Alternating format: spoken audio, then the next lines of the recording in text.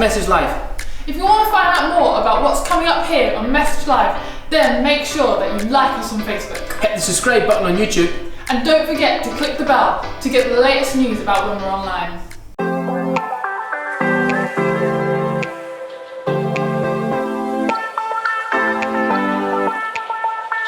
Hello and welcome to Gravital here on Message Live, where we're discovering what it means to serve like Jesus. Whether it's our friends, colleagues, or people in our community, we want to see the change. I want you to think of someone who scared you back in the day. You know, the type of person you don't want to make upset. Now, that's not really the people you want to text or call for advice, right? Now let's flip that. I want you to think of people that you confide in. What was it about them that made you love them and respect them? As servant leaders, we self-sacrificially need to be pouring ourselves into others. How do we do that in a world that's fighting for our attention and our time? How do we do that without burning out and without being dry? Let's find out from Tim. Hallmark number 4 of Christ-centered servant leaders is that they become deep wells. Christ-centered servant leaders catalyze other leaders through growing in maturity. I don't know if you've noticed, but it seems our culture these days, particularly TV culture, celebrates shallowness. You see, shallow people make shallow responses to situations. It can be a dangerous place, but have you noticed this cult of celebrityism, where you don't need to be a mature person. You don't even need to be a talented person to be famous. Some people are just famous for being famous. They've been on a reality TV show, they've somehow survived. In the case of a show like Survivor, they've literally survived, but normally by deceit and lying and treachery. But now they're famous. Why? Because they're famous. And yet we look to these people to somehow be able to speak with wisdom into situations and into life. They're given a platform. But actually shallow people provide shallow responses. Christ-centered servant leaders need to have depth. They need to have maturity to become deep wells. See, just as in a time of drought, who wants to have a shallow well in a time of drought? You know that the water is going to run out. We need a deep well in order to sustain life during times of drought. And so it's the same for us as servant leaders. We know there's a spiritual drought. There are challenges that people face right through their lives. And if we're to support them and help them as servant leaders, we need to have depth. We need to be able to provide deep responses. I believe the Bible calls us to go deep. And servant leaders go deep in order to be a well of resource to serve their followers. But I think there are a number of myths about what it means to be a wise leader who can have a deep influence. And what I want to do in this talk is dispel some of those myths. We're going to look at the example of Peter and John to better understand what it means to be a deep well leader. We're going to read from Acts chapter 4, but to give you a quick summary of what was going on, this is the early days of the Christian church in Jerusalem. It's amazing times. Jesus has been ascended into heaven, and the apostles are now beginning to commit to the Great Commission and see lives transformed. And Peter and John had just healed a man in the temple court. Remember they said, "Silver and gold I don't have, but what I do have I give to you. Rise up and walk." And it's caused amazement in the city, so much so that Peter and John have been summoned to account for their actions by the priests and the Sadducees. Along with everyone else, the religious leaders were amazed at what was going on. But actually, they probably wanted to shut it down because it was being done in the name of Jesus. So we'll look at a few verses to highlight what is revealed about Peter and John and overcome some of the myths about being a deep well leader. Let's read Acts chapter 4, verse 13. And it says, "When they," talking about the priests and the leaders, "saw the courage of Peter and John and realized that they were unschooled, ordinary men, they were astonished, and they took note that these men had been with Jesus." I think the first myth is that being a deep Christian is only for intellectuals, only for people who study or have letters after their name or have titles in the church. They're the deep ones. But actually, I think this passage overcomes that. The disciples were unschooled and ordinary people. So what was their secret? Their secret was they had been with Jesus. They had been with Jesus. Becoming a deep well leader is directly proportional to spending time with Jesus. Let's think what Jesus himself promised us. He promised the Samaritan woman in John chapter 4, herself an ordinary woman, actually someone who would have been rejected by many in Jewish culture. And Jesus says to her, everyone who drinks this water will be thirsty again. But whoever drinks the water I give them will never thirst. Remember, they're right by a well. Jesus is pointing to the well. And he's saying, don't look to that for your source. I am the source. The water I give them, they will never thirst. Indeed, the water I give them will become in them a spring of water, welling up to eternal life.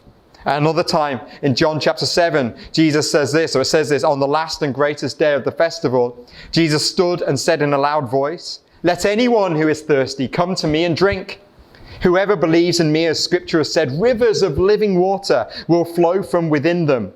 By this he meant the Spirit, whom those who believed in him would later receive.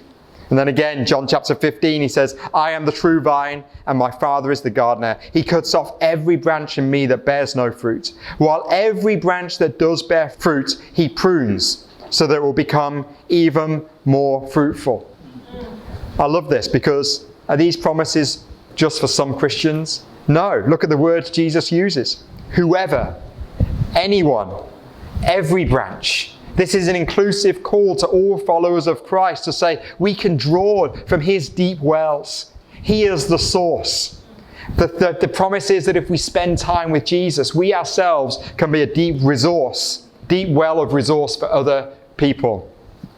Dietrich Bonhoeffer, himself a deep well leader from the 20th century at the time of World War II, said this, our hearts have room only for one all-embracing devotion, and we can only cleave to one Lord.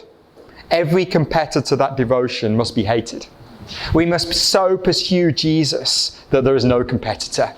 And that is how we become, as unschooled and ordinary people, we can become a deep well servant leader. The second thing that we see from the example, the second myth we can overcome, is from Acts chapter 4, verse 18. It goes on to say, then they called them in again and commanded them not to speak or teach at all in the name of Jesus. Servant leaders become deep well leaders by persevering through suffering. And the persecution grew for the apostles. In chapter 5, they are beaten and again commanded not to speak. You see, the myth is this, that somehow being a spiritual or deep Christian, you'll be immune from suffering. But actually it's the opposite when you look in Scripture. The deeper we are in our walk with Christ, the more suffering and persecution will come. Hebrews 12 verse 7 says, endure hardship as discipline. God is our loving Father, and he wants us to mature.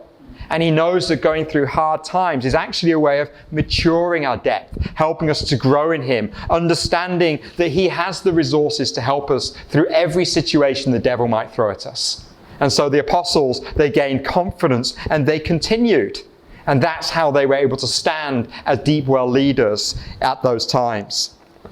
And when we stand through times of trouble, it actually prevents us from giving shallow responses during hard times. Rather, when we've walked through deep trials ourselves, we're able to give realistic, godly responses to other people going through difficult circumstances. The third thing we see about Peter and John's experience in Acts chapter 4, verse 23 to 24, they immediately go back to the other believers. On their release, Peter and John went back to their own people and reported all that the chief priests and the elders had said to them. We also see later in the chapter about the gathering together of the people in Jerusalem. You see, deep well leaders require Christian community. They require it. The myth is this, is that somehow deep and mature Christians, they go into an ivory tower somewhere and they sit for ages in isolation and they're somehow super spiritual and above everybody else. No. Deep well leaders understand we need one another. The Proverbs 27 verse 17 says, as iron sharpens iron, so one person sharpens another person's. Hebrews 10 says, do not give up meeting together, as some are in the habit of doing, but continue to meet together together so that together you can spur one another on towards love and good deeds. It's Paul's illustration of the body, isn't it? We all have a part to play. And the fourth thing we see about deep well leaders is that Peter and John, they were fruitful. When you read in chapter 4, verse 33 to 35, you see that the church grows. There was a fruitful ministry. Even though persecution was coming, they remained faithful and they continued, and fruit came. There's a beautiful verse in chapter 6, Acts chapter 6, verse 7, where it says, even some of the priests became obedient to faith. So some of those that they'd been meeting with, some of those who had been criticizing and persecuting them, eventually became believers because of the testimony. That's the fruitfulness of being a deep well. So in summary, what we learn is that Christ-centered servant leaders grow in Christian maturity as we spend time with Jesus, as we persevere through trials, as we maintain Christian community. And as we do those things, we ourselves can become fruitful in our service of the Lord. You see, Christ-centered servant leaders grab a towel and catalyze other leaders through growing in maturity. At the age of 14, I ran with a gang. And I always said I wish someone would have told me that there was a God with me, and that I had potential, and that I had gifts, and that I had purpose.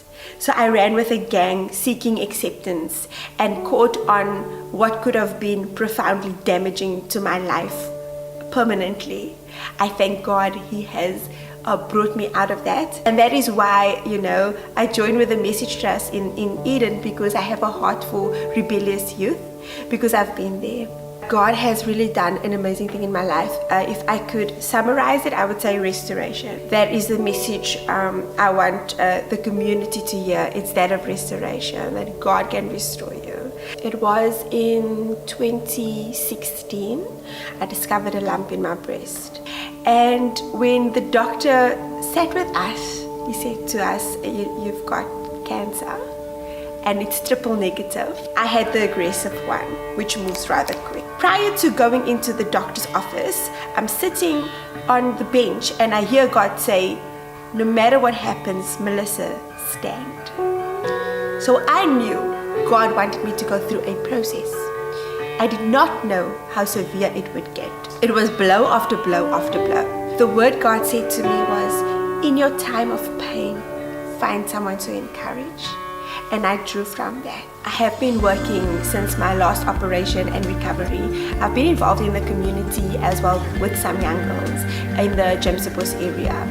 I've come alongside a pastor who's also working with them, but I've been meeting in the homes and doing a one-on-one with these girls, and also just keeping in touch with them, because I see a lot of leadership skill in these young women. And so my heart is really to see leaders rising up out of the community.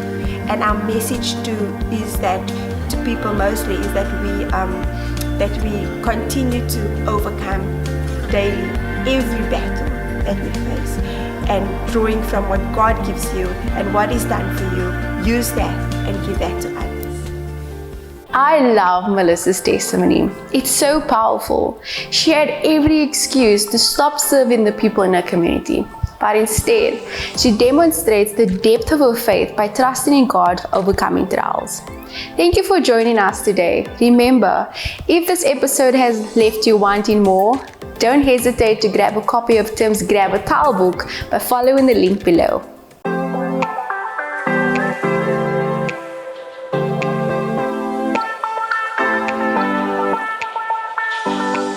We hope you enjoyed the show. Make sure you don't miss out by liking us on Facebook Hitting the subscribe button on YouTube and clicking the notification bell so you'll be notified about all of our latest news and updates.